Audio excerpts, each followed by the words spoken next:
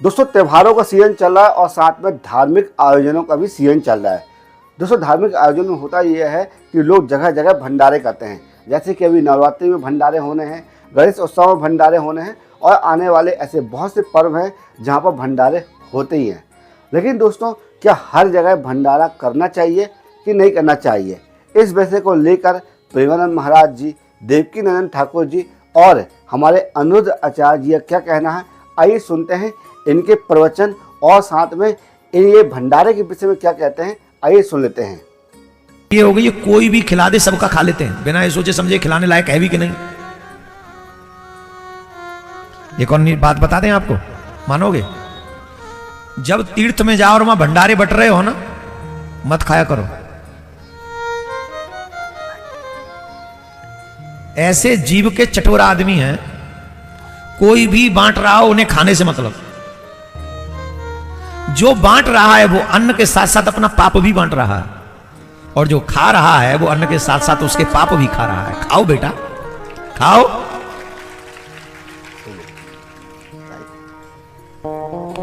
दो ही जगह खाना चाहिए, दो ही विध भोजन की जाए, राजन विपत पड़े या प्रीत, तेरे प्रीत न मोहे आपदा यह बड़ी अनरीत। भोजन दो ही स्थिति में किया जाता है, या तो भोजन कराने वाले के मन में भाव हो अथवा भोजन करने वाले के ऊपर विपत्ति हो। न तो मेरे ऊपर कोई विपत्ति है और न तेरे मन में भाव है, तो बता मैं कैसे तेरे यहां के भोजन करता। तो हम लोग तो किसी के भी यहां जाके खड़े हो जाते और खा लेते हैं, हाँ या ना बोलो। तो आज ये बात नोट कर लो, जब भंडारे भंडारे में जयते हो ना जाके किसी के भी यहां, लाइक कर दो, लाइक, तो समझ लो उसके पाप खा रहे हो और अपने पुण्य प्रदान कर रहे हो उसे। हाँ अब सीखो और ले लो। एक और बात, कितना भी खिला लो, खाने से इच्छाएं पूरी होती नहीं। इच्छाओं का बढ़ते रहना ही मृत्यु है। क्या जी? इच्छाओं का बढ़ते रहना ही मृत्यु है। इच्छाओं को पहचान लेना ही ज्ञान है। इच्छाओं का बढ़ते रहना ही मृत्यु है, इच्छाओं को पहचान लेना ही ज्ञान है, और इच्छाओं का त्याग कर देना ही वैराग्य है। उसे भंडारा पाना चाहिए कि नहीं, ऐसा लिखना चाहिए। तो जो विरक्त है, भगवद आश्रित है, अब वो चाहे भिक्षा से पेट भरे या भंडारे से, वो अलग अलग फिर स्थिति होती है। जो भजनानंदी जन होते हैं वो फिर भिक्षा वृत्ति स्वीकार करते हैं, क्योंकि भंडारे में कई तरह के अन्न का प्रयोग हो सकता है। मान लो किसी ने बड़ा पाप किया और 1-2 लाख कि चलो संतों को भंडारा, तो वो पाप का हिस्सा फिर बुद्धि में भ्रष्टता पैदा। लेकिन गृहस्थ को नहीं पाना चाहिए, कदापि नहीं। जहां भी प्रसाद ले तो बस इतना ले सकता है। मान लो कोई ऐसा कहता है कि भगवान का प्रसाद है, वो भी मंदिर में, गली कूचे में नहीं। ऐसे कोई हलवा बांट रहा है, चाय बांट रहा है, आप पी रहे हैं, गृहस्थ के लिए ये बात निषेध है। आप भक्त हैं, आप कमाइए गृहस्थ में और 4 को खिलाइए, धाम आए हो, आपको खाने की जरूरत नहीं है। आप उपवास कीजिए, आप अपने पैसे से खाइए, दूसरे धाम आए हो, तीर्थ आए हो, मंगल करने के लिए आए हो। तो आप परिक्रमा भी बट रही, कचौड़ी पूड़ी हलवा या कहीं कुछ ऐसा बिल्कुल नहीं खाना पीना चाहिए। आप समझिए कि यहाँ जो हो रहा है वो दान हो रहा है। दान लेने का अधिकार आपका नहीं है, आपका दान करने का अधिकार है। आप गृहस्थ में हैं, पैसे नहीं है, मत कीजिए दान, पर लीजिए भी नहीं। आपके भरपेट भोजन पाने के नहीं है तो थोड़ा कुछ ले लीजिए, पानी पी लीजिए, 1-2 दिन वास कीजिए, चले जाइए। पर यहाँ किसी के यहाँ जैसे भंडारा हो रहा है, जाके बैठ गए, खा लो। एक किसान था, वो खेत में हल चला रहा था, बैल जुते हुए थे, खेत को जोत रहा था। तभी लगभग 11:30-12 बज रहे थे। उसकी पत्नी, आपने गांव में सुना होगा, पति खेत में किसानी कर रहा होता है और पत्नी उसके लिए भोजन लेकर जा रही होती है ना। पत्नी भोजन लेकर के गई। भोजन में क्या? केवल अचार और रोटी। तभी वहां पर एक बहुत बड़े सिद्ध संत निकल रहे थे वहां से। संत के साथ भक्तों की बहुत बड़ी भीड़ भी थी। संत ने उस किसान और उस किसान की पत्नी को देखकर संत रुक गए और संत जाकर खेत में उस किसान के पास बैठ गए। किसान अचार रोटी खा रहा था, पत्नी 6 रोटी लाई थी। तो किसान जो था अपनी पत्नी से बोला, सुनो, 2 हम खाते हैं, 4 तुम खा लो। पत्नी बोली, मैं तो घर से आई हूं, आप तो मेहनत कर रहे हैं, आप एक काम करिए, 5 रोटी खा लीजिए, मैं 1 ही खा लूंगी। तब तक साधु आ गए।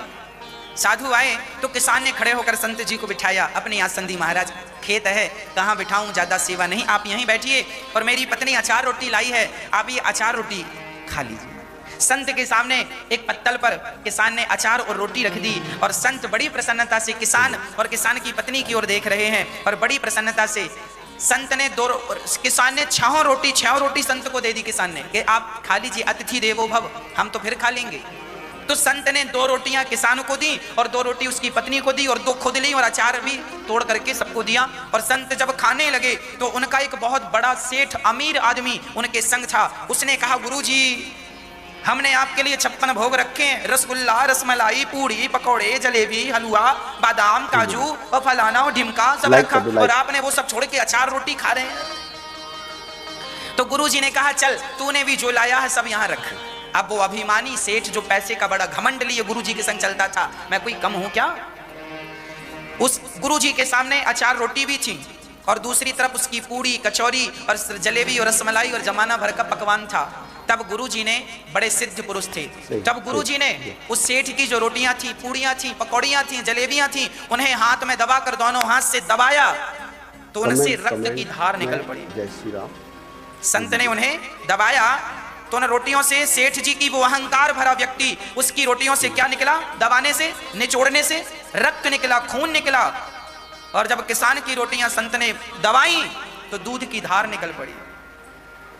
लोग स्तब्ध रह गए, महाराज ये क्या दिखाया आपने, इसका क्या अर्थ समझे हम? तब कहा सेठ जी ने कि देख, ये जो तेरे 56 भोग है ना, ये तेरी बेईमानी के कमाए हुए 56 भोग हैं। तू बेईमानी से पैसा कमाता है, लोगों का खून निचोड़ता है ना। तू आज देख लो, आप गरीब आदमी हैं, वो कहे कि मैं बड़ा गरीब हूं, डॉक्टर साहब जरा 2 पैसे कम ले लो। डॉक्टर कहते नहीं, पैसा तो इतना ही लगेगा, फीस तो इतनी ही है।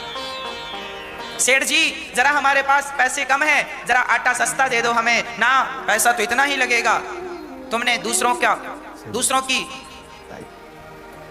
तुमने कभी उनकी पीड़ा नहीं देखी, उनका दर्द नहीं देखा।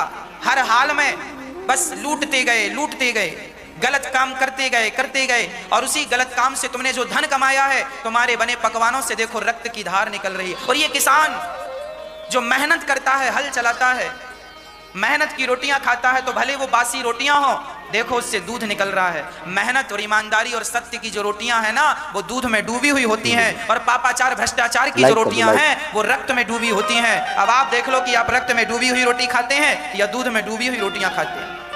इसलिए आप अपने जीवन में अपना सत्य, अपनी ईमानदारी कभी ना छोड़िएगा।